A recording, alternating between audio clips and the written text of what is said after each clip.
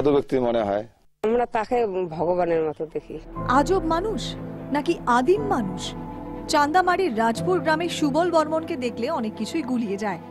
এলাকার বাসিন্দারা ডাকেন ল্যাংটা সুবল। 43 বছরের লোকটি জন্মের পর থেকে কোনোদিন জামা প্যান্ট অঙ্গে ছোঁয়াননি।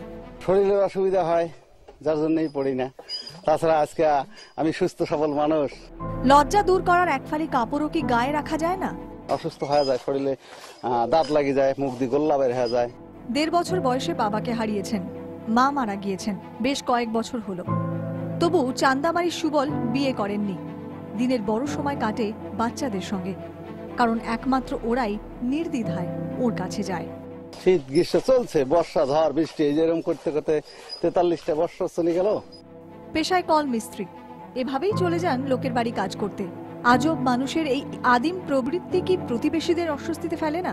খারাপ কোনো ব্যবহার আমি দেখিনি। তাকে ভালোবাসি, উনি ওনার মতো থাকেন। তাছাড়া আমরা তো ওনাকে খুব ভালোবাসি, শ্রদ্ধা করি, সেজন্য আমাদের কোনো প্রবলেম হয় না।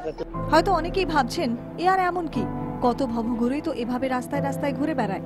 তারা শুনলে অবাক হবেন, সুবল বর্মন আদ্যন্ত এক রাজনৈতিক মানুষ। আমি বিজেপি করি সেই প্রায় ধরে নাও 95 থেকে। অটল বিহারী বাজপেয়ী তো আমার একদম ভালো নেতা ছিল।